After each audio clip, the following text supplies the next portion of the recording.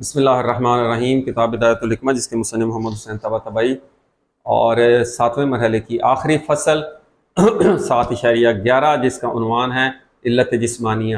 تو یہ ایک دفعہ ہم پڑھا، اس کو مباحثہ کر چکے ہیں، تو اس وجہ سے یہاں پہ یہ بنا ہوا ہے، اسی کو ہم دیکھ لیتے ہیں کہ علت جسمانیہ جو ہے ہم نے پہلے ہم پڑھ چکے ہیں۔ 4 علتیں ہوتی ہیں کسی بھی شے کے وجود میں آنے کی، ایک علت فاعلی، ایک علت غائی۔ یہ 2 علتیں ہم نے کہا تھا چیز کے بننے سے متقدم ہوتی ہیں، پہلے ہوتی ہیں، اس لیے ہم کہتے ہیں ذہناً۔ ذہن میں ایک غایت ہوتی ہے، اور اس غایت کہاں پر ہوتی ہے؟ اس فاعل کے پاس۔ کوئی بھی چیز بنانی ہے، آپ نے مثال جگ بنانا ہے تو ایک فاعل ہے، جگ بنانے والا چاہیے۔ جیسے اس عالم کو بنانا ہے تو اس عالم کو بنانے والا کوئی نہ کوئی ہونا چاہیے، کلی قانون ہے۔ پھر اس بنانے جو چیز بنائی جا رہی ہے اس کی کوئی نہ کوئی غایت بھی ہے، اس کا کوئی نہ کوئی مقصد اور ہدف بھی ہے، اس کو کہتے ہیں علت غائی۔ یہ اس کے وجود سے پہلے ہوتی ہیں۔ اب 2 علتیں خارج میں جس چیز کو وجود ملنا ہے، ایک وہ مٹیریل چاہیے جس سے وہ چیز بننی ہے۔ مثلا آپ نے جگ، گلاس شیشے کا بنانا ہے، مٹی کا، پلاسٹک کا، سٹیل کا، پیتل کا، جس بھی چیز کا گلاس اٹھانا ہے، وہ مٹیریل چاہیے۔ وہ مٹیریل ہوگا مادہ، اور اس مٹیریل سے جو ہم صورت بنائیں گے وہ کہلاتی ہے صورت، اس کی علت صوری۔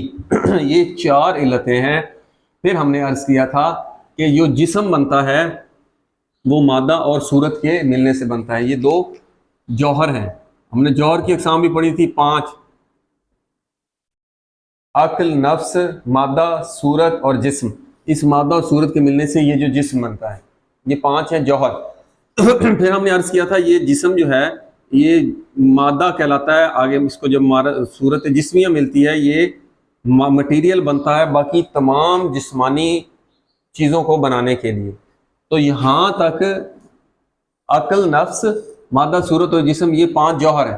پھر یہ جو مادہ ہوگا اس کو مادہ ثانیہ کہتے ہیں، یہ تمام چیزوں کے لیے علت بنے گا۔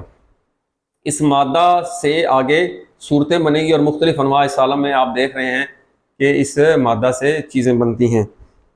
ایک بات ہوگی، پھر وہ ہم نے کہا کہ اس مادہ سے جو چیزیں بننی ہیں وہ کیا ہوں گی؟ کیونکہ مادہ ثانیہ محدود ہے، اور اس سے جو چیز بنے گی وہ اپنے شمار میں، گنتی میں، ہر چیز آپ دیکھ لیں ایک حد بندی لگی، محدود ہے۔ وہ اپنی مدت میں بھی ایک زمانے، خاص زمانے تک ان کو قوام ہے، یعنی ان کو وجود ملے گا یا وہ رہیں گی۔ کوئی بھی چیز دائمی نہیں ہے۔ آپ دیکھ رہے ہیں کیونکہ تغیر ہے۔ یہ جو جسم ہے اس میں ہم پڑھیں گے حرکت جوہریہ، اس میں حرکت ہے، اور حرکت سے تغیر آتا ہے، اور یہ جو تغیر ہے یہ دلالت کرتا ہے کہ اس چیز کو دوام نہیں ہے۔ ہر تغیر سے مراد کیا ہوتا ہے؟ پہلے اور تھی اب اور ہے۔ کسی بھی چیز کو آپ دیکھ لیں گے وہ اس کی وضاحت حرکت جوہریہ میں بھی آئے گی، حرکت جوہریہ کی وضاحت بھی آئے گی۔ تو کوئی بھی چیز جو جسمانی ہوتی ہے وہ اپنے شمار میں، اپنے زمانے میں، یعنی آپ کتنے وقت میں رہنا ہے، اور اپنی قوت میں اس میں کتنی شدت پائی جاتی ہے، ان سب چیزوں میں یہ کیا ہوتی ہیں؟ محدود ہوتی ہیں۔ پھر آپ دیکھ لیں، پھر حرکت کا ہم نے عرض کیا تھا کہ حرکت جو چیز ہوتی ہے، اس پہ ایک لفظ استعمال کیا مصنف نے کہ جسمانی جو چیزیں ہیں وہ حرکت جوہری کے تحت ہوتی ہے۔ ایک چیز یہ مقام سے لے کر یہاں اس مقام تک ایک چیزیں حرکت کرنی ہے۔ جب وہ اس مقام پر ہے تو جب اس مقام پر پہنچے گی 2 کے مقام پر، تو اے اس کو شامل نہیں ہوگا، اس کو پیچھے چھوڑ دے گی۔ اور یہ جو 3 نمبر والا پوائنٹ ہے یہاں تک بھی وہ نہیں پہنچی، اس کو کہتے ہیں 2 عدموں کے درمیان۔ اس عالم میں کوئی بھی چیز ہے وہ 2 عدموں کے درمیان ہے۔ انسان آپ دیکھ لیں، پہلے وجود نہیں تھا، وجود ملا، ختم ہو جائے گا بعد میں، تو درمیان میں وہ موجود ہے، تو 2 عدموں کے درمیان ہے۔ ہر شے اسی طرح ہے۔ افلاک حرکت کر رہے ہیں، تو جب اس مقام پر ہیں تو ادھر نہیں ہے، ادھر ہیں تو ادھر نہیں ہے، اگرچہ کہ یہ کوئی ٹریک نہیں ہوتا۔ یہ جب آئے گی افلاک کی بحث اس میں ہم دیکھیں گے انشاءاللہ۔ تو یہ مصنف نے عرض کیا ہے کہ جو بھی جسمانی چیزیں ہیں وہ کیا ہوتی ہیں؟ محدود ہوتی ہیں 2 عدموں کے درمیان۔ تو یہ ہے آخری فصل 11ویں، الفصل الحادی عشر فی العلت الجسمانیہ، علت جسمانی میں ہیں۔ اور جتنی بھی جسمانی علتیں ہیں، العلل الجسمانیہ متناہیۃ اثراً، وہ اپنے اثر میں متناہی ہے۔ جب خود یہ مادہ جو ثانیہ ہے یہ شمار میں، زمانے میں، قوت میں محدود ہے، بذات وہ حد اس میں لگی ہوئی ہے، تو اس کا جو اثر ہوگا وہ بھی محدود ہی ہوگا۔ من حیث العدت والمدت والشدت، کوئی بھی علت جسمانیہ اپنی ان تینوں چیزوں میں محدود ہے، شمار میں، زمانے میں، قوت میں۔ کیوں؟ لأن الانواع الجسمانیت متحرکۃ بالحرکۃ الجوہریہ، کیونکہ تمام جسمانی ہونا، اس کی علت بیان کر رہے ہیں کہ ان چیزوں میں کیوں محدود ہے علت جسمانیہ، کیونکہ علت جو جسمانی ہے اس میں کیا ہے؟ جوہری حرکت پائی جا رہی ہے۔ جوہری حرکت جو ہے، حرکت خود ہم نے عرض کیا ہے کہ وہ کل وقت میں تو ایک چیز موجود نہیں ہو سکتی، تو ایک وقت میں ہوتی ہے، ایک وقت میں نہیں ہوتی، تو اس کی مدت یہاں ہے تو یہاں نہیں، یہاں ہے تو یہاں نہیں، یہاں ہے تو یہاں نہیں، تو یہ محدود ہوگی اپنے زمانے میں بھی، اسی طرح شمار میں بھی اور قوت میں بھی۔ ظاہر ہے ایک یہاں پہ ہے تو ادھر نہیں ہے، تو اس کی قوت ہر مرحلے پر مختلف ہے، اور یہ کبھی بھی حرکت کی تمام صفات اکٹھی نہیں ہو سکتی، کیونکہ وہ تمام حرکات کے جو پوائنٹ ہے وہ اکٹھے نہیں ہو سکتے ایک وقت میں۔ کبھی کہہ سکتے ہیں میں نے یہاں سے 1 کلومیٹر کا فاصلہ طے کرنا ہے، میں پورے کلومیٹر میں خود موجود ہوں، ایسا ممکن نہیں۔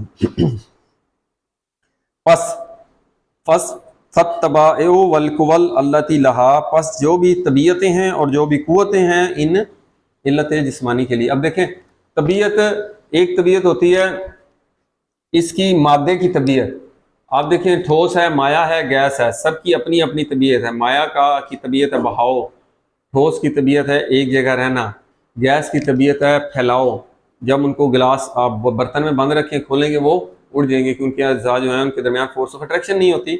یہ ایک کلی قانون ہے، یہ ان کے لیے وجودی ہے، یہ جو صفات ہم عرض کر رہے ہیں۔ اور اسی طرح تمام قوتیں، ہر چیز کی ایک خاص قوت ہوتی ہے۔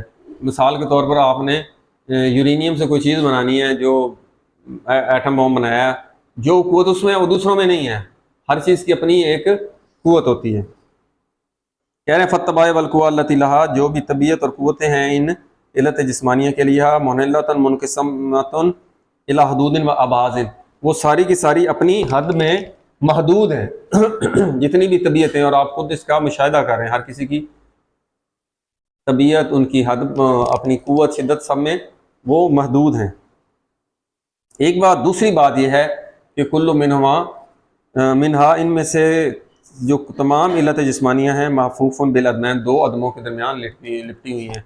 عالم مادہ کا ایک تو تغیر اس کا خاصہ ہے، اس تغیر کی وجہ سے اس کی کسی چیز کو دوام نہیں ہے، ایک چیز آئی کسی ایک لمحہ، 2 لمحے یا کچھ وقت کے لیے، پھر وہ اس کو عدم معدوم ہو گئی۔ انسان ہیں، جانور ہیں، پودے ہیں، آپ دیکھیں کچھ لوگ کہتے ہیں جی یہ پانی سمندر تھا، آپ پرانا دیکھیں جہاں پہ ایک وقت میں تھا، وہاں پہ آپ 100 سال بعد دیکھیں تو وہاں پہ وہ پانی نہیں ہوگا، وہ کسی اور مقام پر ہوگا۔ خیر یہ تو آگے وضاحت آئے گی۔ تو ان میں سے تمام علت جسمانیہ جو ہے 2 عدموں کے درمیان لپٹی ہوئی ہیں، محدود ذاتاً و اثراً، وہ اپنی ذات میں بھی محدود ہیں اور اثر میں بھی۔ یہ بھی ہم عرض کر چکے ہیں، جتنی بھی جسمانی علتیں ہیں کیونکہ وہ خود ذاتاً محدود ہیں تو ان کا اثر بھی محدود ہوگا، ایک کلی قانون ہے۔ اسی طرح کہہ رہے ہیں وَأَيْضًا الْعِلَلُ الْجِسْمَانِيَّةُ لَا تَفْعَلُ، وہ کہتے ہیں اب جو علت جسمانیہ جو ہیں وہ کوئی فعل نہیں کرتی، ان سے جو بھی آپ معلول بنائیں گے تو وہ کیا ہوگا؟ وہ نہیں بنے گا الا مع وضع خاص بینہا و بین المادہ، ان کا جو مٹیریل ہے اور ان علت جسمانی کے درمیان ایک خاص وضع ہونی چاہیے۔ شرح منظوموں میں اس کی وضاحت ہے، اور اس طرح مثال کے طور پر آپ نے دیکھنا ہے، دیکھنے کے لیے ایک شرط ہے کہ ایک چیز آپ کے خاص فاصلے پر ہو، نہ زیادہ دور ہو نہ زیادہ قریب۔ آپ بہت زیادہ قریب کریں گے تو اس چیز کو مثلا پڑھنا ہے تو آپ نہیں پڑھ سکیں گے، بہت زیادہ دور کرنا تو بھی آپ نہیں پڑھ سکتے۔ ایک یہ نظر کی ایک رینج ہوتی ہے، تو اس رینج میں چیز ہوگی تو آپ کو صحیح نظر آئے گی۔ اور پھر خاص وضع سے مراد یہ ہے کہ وہ مثال کے طور پر آپ نے دیکھنا ہے تو وہ سامنے ہونی چاہیے، ادھر ہو یا پیچھے ہو تو وہ آپ کو نظر نہیں آئے گی۔ وہ یہی کہنا چاہ رہے ہیں کہ ان کے درمیان ایک خاص وضع ہونی چاہیے۔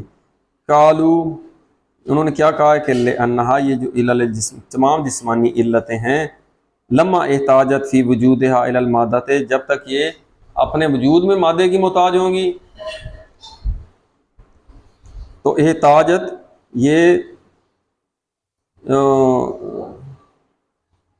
جواب ہے اس کا لمحہ کا۔ احتاجت، تو یہ جو جسمانی علتیں ہیں فی ایجاد الی المادہ، وہ اپنے ایجاد میں بھی مادے کی متعلق ہوگی. یہ بھی ایک یہاں پہ ہم دیکھیں کوئی بھی ماہیت ممکن موجود ہے اس کی نسبت وجود اور عدم کی طرف برابر ہے.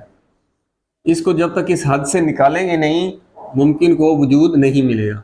تو اس کو پہلے اس درمیانی جو نسبت ہے وہاں سے نکالیں گے تو پھر اس کے بعد اس کو وجود ملے گا. اس لیے کہتے ہیں وَأَنَّ الشَّيْءَ مَا لَمْ يَجِبْ لَمْ يُوجَدْ، جب تک اس کو ایجاب اور وجوب نہیں ملتا وہ وجود نہیں پاتی. پہلے اس کو ایجاب ملے گا پھر اس کو وجود ملے گا. یہی کہہ رہے ہیں علت مادی اپنے ہونے میں محتاج ہوتی ہیں مادے کی، جب اپنے وجود میں محتاج ہیں تو اپنے ایجاد میں بھی وہ مادے کی محتاج ہوں گی. اور جو کہہ رہے ہیں یہ جو ایجاد میں محتاج ہوتی ہیں اس کا مراد کیا ہے؟ والحاجۃ الی المادۃ، یہ جو تمام علت جسمانیہ کی اس مادے کی طرف جو احتیاج ہے فی ایجاد میں وہ کیا ہے؟ یا بأن یحصل لہا، کہ ان علت مادی کو علت جسمانیہ کو کیا حاصل ہوتا ہے؟ بسببہا، اس مادہ کے سبب سے، وضع خاص، ایک خاص وضع حاصل ہوتی ہے، مع المعلول، اپنے معلول کے ساتھ. جب یہ وضع خاص ہم نے کہا تھا یہ حاصل ہو جاتی ہے تو وجود مل جاتا ہے. وَلِذَالِكَ كَانَ لِلْقُرْبِ وَالْبُعْدِ وَالْأَوْضَاعِ الْخَاصَّةِ دَخْلٌ فِي تَأْثِيرِ الْعِلَلِ الْجِسْمَانِيَّةِ. بس وہ کہتے ہیں ان چیزوں کو علت جسمانیہ میں ایک خاص دخل ہے. وہ کون کون سی چیزیں ہیں؟ وہ چیزیں ہیں کہ ایک قرب ہو اور ایک بعد ہو اور ایک وضع خاص ہو. جیسے ہم نے دیکھنے کی مثال دی ہے، ایک خاص مقام پر دور ہو نظر اور ایک خاص مقام ہمارا قرب بھی ایک خاص مقام تک ہو. اس سے زیادہ قریب کریں گے تو آپ کو نظر نہیں آئے گا. تو یہ خاص قرب اور بعد کو اور اس طرح اس وضع کو کہ وہ یعنی ہماری آنکھوں کی رینج میں ہو تو وہ ہمیں نظر آئے گی. تو ان تینوں چیزوں کو دخل فی تاثیر علت، تمام علت جسمانیہ میں ان چیزوں کو دخل حاصل ہے. تو یہ آخری فصل تھی، یہ 7ویں مرحلے کی. والحمدللہ رب العالمین.